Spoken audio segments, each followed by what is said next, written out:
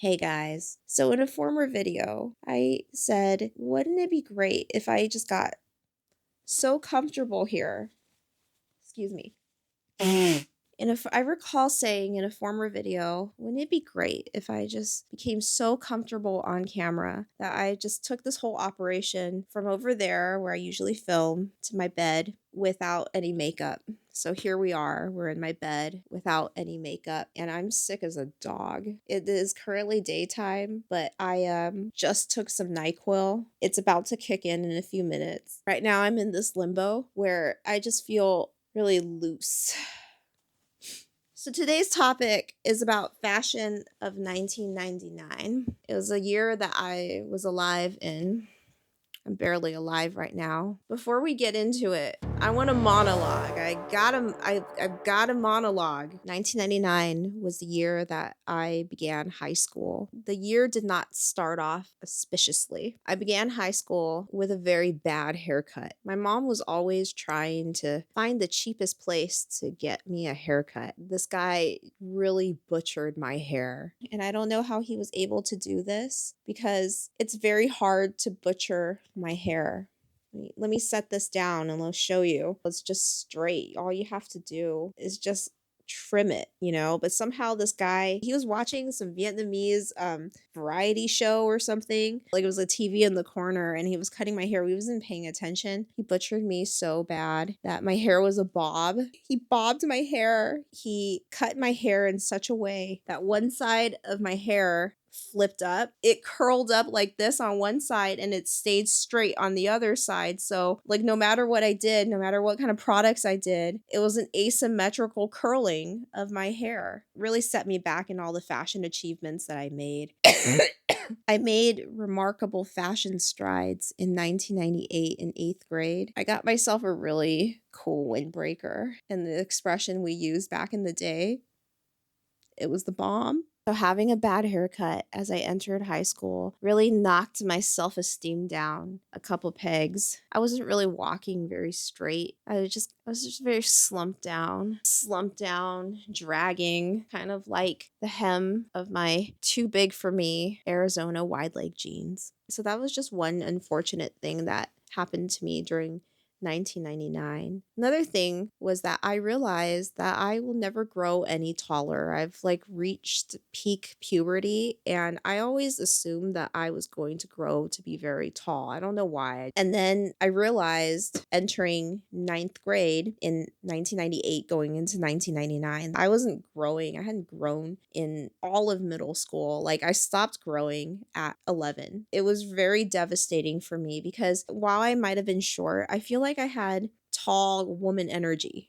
I'm a tall woman inside a short woman. That makes sense to you? It was devastating for me to realize I would never grow tall. I shouldn't have drank all that coffee when I was 8 years old, I don't know why I decided to pick up drinking coffee. Then I tried to make up for it by drinking a lot of milk. It was too late. I'm already short. So there was a lot of fashion looks of 1999 that I've always wanted to do, but I couldn't because I was short. I was short and I had a bad haircut because some guy named Bosco butchered me because he wasn't paying attention to my head. You hear that? So I tell you about my bad haircut and my inability to grow because it really did affect how comfortable I felt in my clothes, in the fashion of 1999. The bagginess of the pants was not friendly to short people. It was a dark age for short people. That's what the story is about, actually.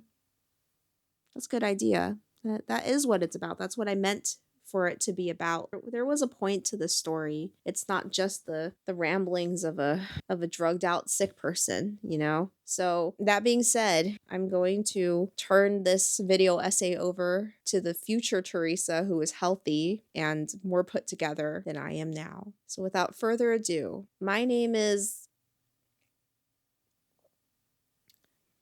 I've forgotten what my name is. What the hell is my name? I'm so sick. I don't even know what my name is anymore. Somebody down in the comments below, please tell me. Please say my name. This is what I wore in 1999. So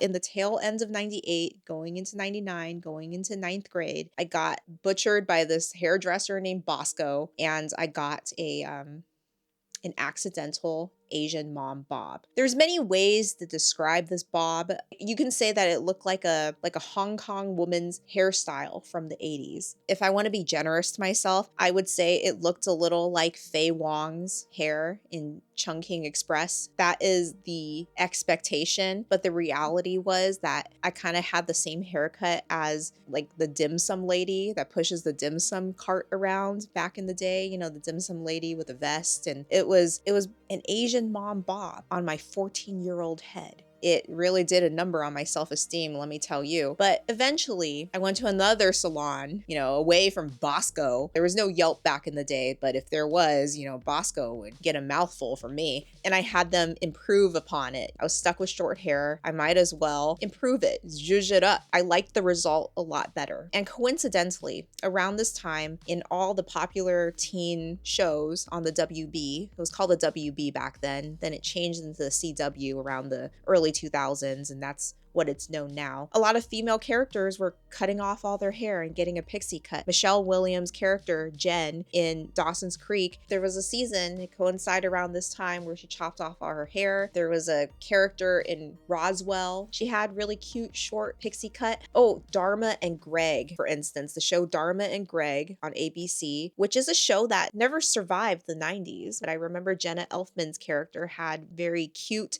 trendy at the time, pixie cut. And the most famous or infamous instance of someone chopping off all their hair is Felicity. Carrie Russell's character, Felicity, she was going through a rebellious phase, I believe. I don't remember the context of why she chopped off her hair, but it was a thing back then. It was a talked about water cooler event. Carrie Russell was known for her beautiful curly mane. Everybody was like, how can you do it? How can you chop off your curly hair? People were actually offended. Not as offended as people are with every single little thing now, but back in the day, it was kind of a thing. It was talked about in entertainment shows like Entertainment Tonight, Access Hollywood. They probably had Fluff magazine articles dedicated to how and why Carrie Russell chopped off her hair. So it was a trend on TV to have a pixie cut. And little did I know I was on trend after I improved upon the bob, and I got some compliments on it. I don't know if they were fake or if they were real, but I took them to be real, and I continued to keep the pixie cut for a number of months and then grew out later. I would style it with these snap clips, a snap clip to each side of my head, and I thought I was cutting edge. I thought it was avant-garde and cutting edge. This haircut, which doesn't look very good in photos, looked good in person. But I can't show you that because I don't have any home videos of myself. That's a topic that we could talk about, is that sometimes some things look better in photos, but they don't look good in person. And some things look better in person, but they don't look that good in photos. And that haircut was an example of something that looked better in motion. I got a lot of compliments on it after I've improved it from friends, from teachers. My world was small because that's all there was, friends and teachers. There was no social media, so no strangers were giving me compliments or trolling me or anything. But when I look back in photos years later, I'm like, oh my God, what is this ugly haircut I had? And probably my awkward facial expressions didn't really do much to improve the look of the haircut in photos. What you need to take away from this, I got a bad haircut. I improved upon the bad haircut. It became a good looking haircut in person, not in photos. It was on trend, at least on TV. Nobody I knew in real life, in school, cut their hair that short. People probably thought it was really daring. A lot of the things that we are self-conscious about, we don't really need to be. Like, I came to school with a very dramatic haircut. One day I had medium length, basic Asian girl hair, and next moment I had a pixie cut. It was a dramatic change, and I was really self-conscious about it. But you come to realize that a lot of the things that you feel self-conscious about, it's completely unnecessary, because people don't really notice, or people don't really think about you that hard. Most of the time, people are thinking about themselves. Like, everybody is a main character in their own movie, and they're not thinking about your bad haircut. They're thinking about their weird shoes or their big baggy pants. And speaking of big baggy pants, from my recollection, this is a little bit of pant shape minutia for you from somebody who lived back in the day. In 97, I wore straight leg jeans. In 98, I wore straight leg jeans, but they were a little baggier. And in 99, I wore wide leg jeans. We were creeping into the early 2000s. We're edging into cargo pant territory. We're edging into parachute pant territory. You know, all the pants that are popular with the youth right now. And we're also edging into the biggest and baggiest pants of all, the Jnco Jeans. But in 99, it was kind of like a early transition period. In the summer of 98, there was a giant marketing push by Levi's for their hard denim jeans, like extremely hard denim, like you can't even saw through it kind of denim. I mean, in reality, they were hard, but they weren't that hard.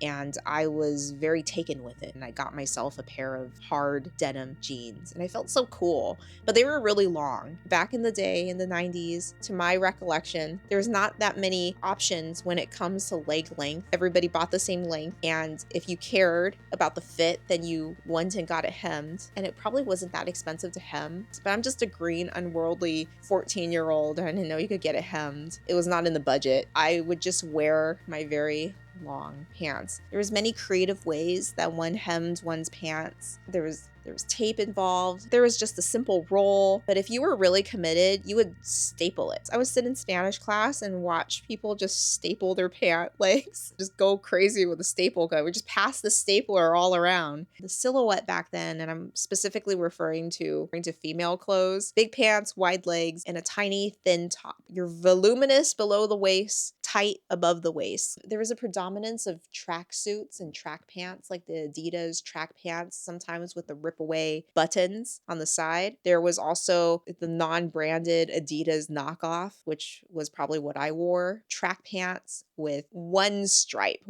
thick stripe versus 3 thin stripes. It was like Sporty Spice's spirit was still alive in 99. The 1998 Gap cargo commercial. That's all I have to say. I keep making the mistake of calling it cargo pants, but it was just khaki.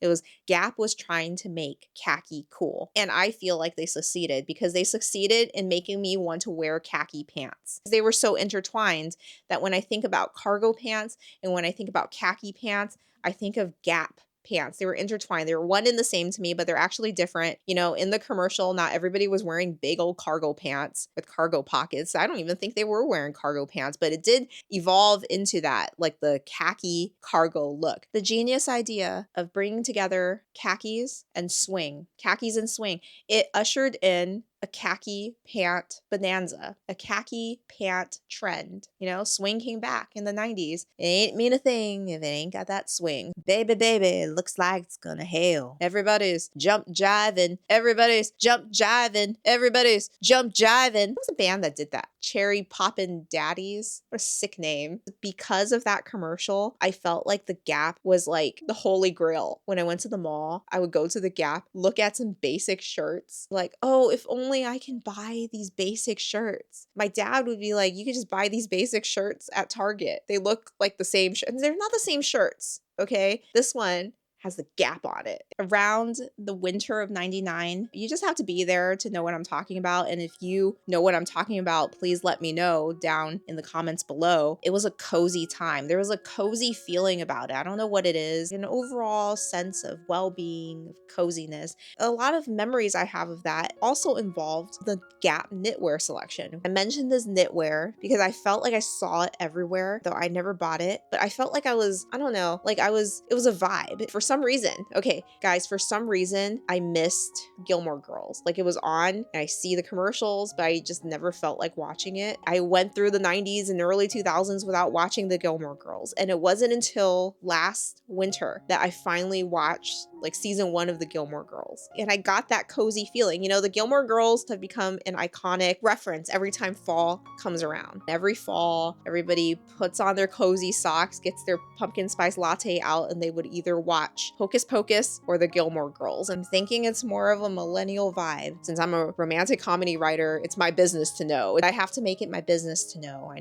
have to know my target audience. I have to know what gets their engines running, so to speak. And it's It's fall, it's Hocus Pocus, and it's Gilmore Girls. So it's like I have to watch the Gilmore Girls now in order to understand the psychology of my target audience for the cozy rom-com niche. Basically, I have to get a PhD in Autumn, and I have to get a PhD in the Gilmore Girls. And I've only watched the first season, but at the same time, not having any kind of past nostalgia for it. In the beginning, I was extremely annoyed. I was extremely annoyed by both Rory and Lorelai.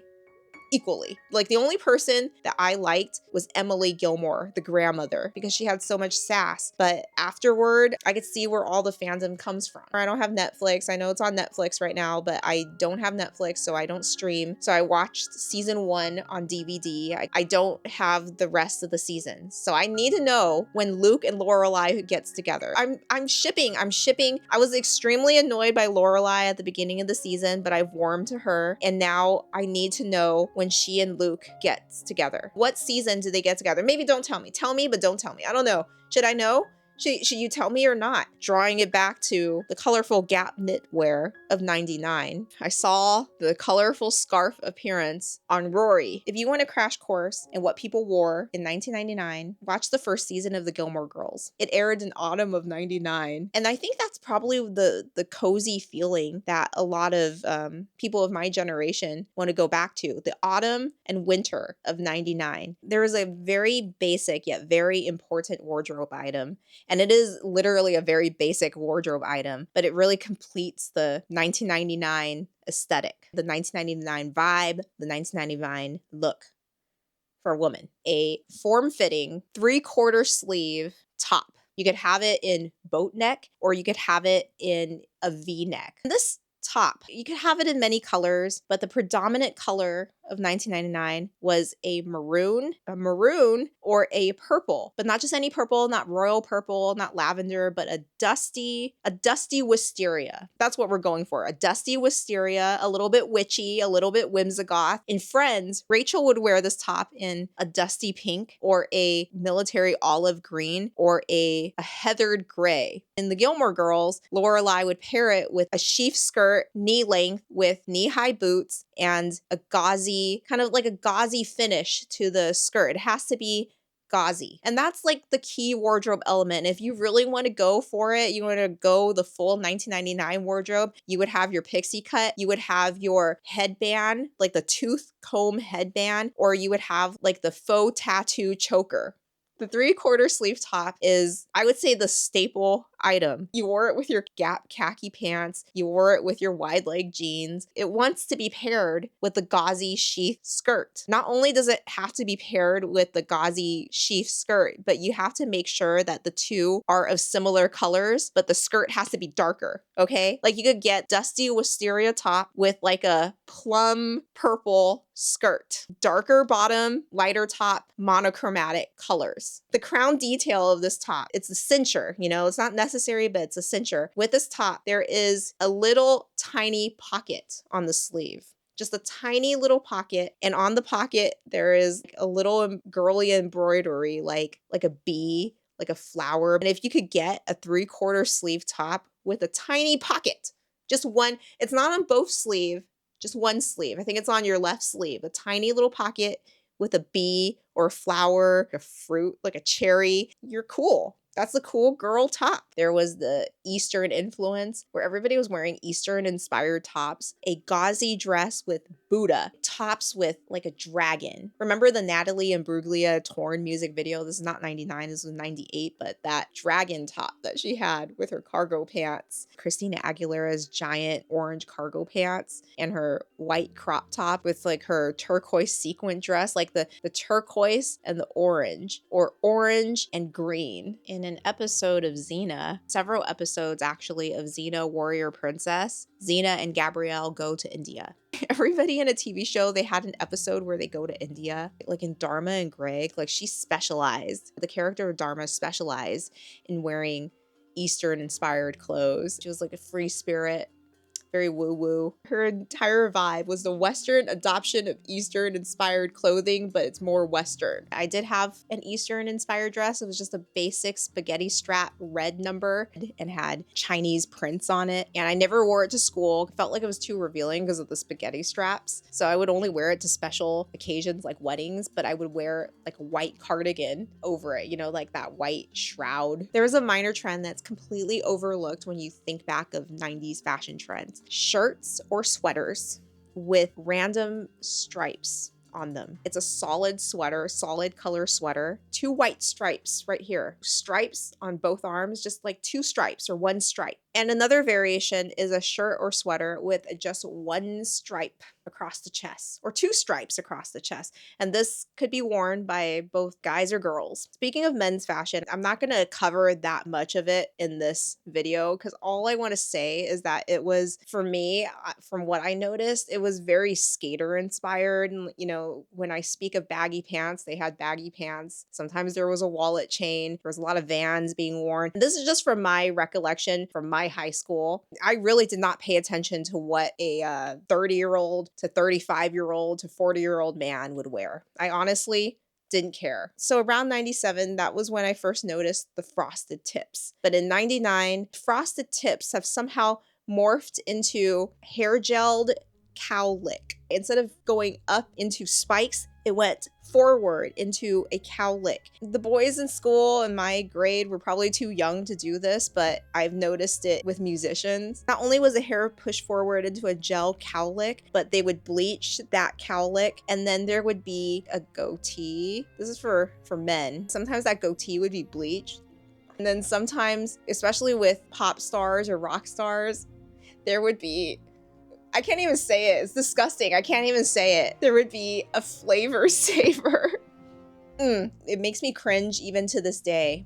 But fortunately, I was a 14-year-old girl. I didn't have to deal with any people with like goatees or like the flavor saver. Like that time when Smash Mouth with All Stars came out. Hey now, you're an all-star. Whew. Yeah, I would see it with like rock stars. I would see it with professional wrestlers. I was into watching WWF. It was called WWF until it turned into WWE SmackDown at the time. Like the wrestlers would do it.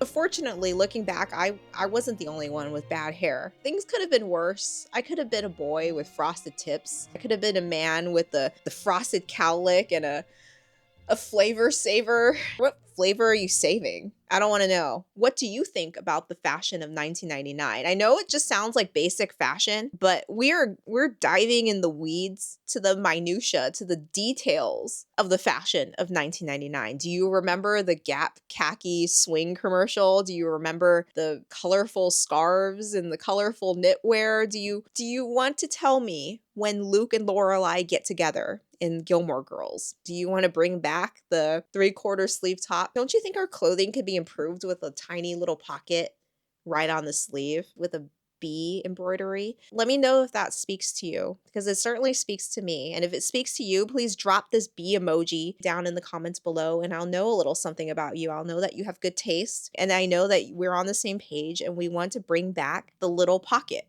the useless little pocket on just one sleeve. I have strained my voice to the last of its ability, and I don't know if I could speak anymore. So if you've enjoyed this video, please give it a thumbs up. And if you've enjoyed me, then please subscribe to my channel. And I'll see you next time. Bye.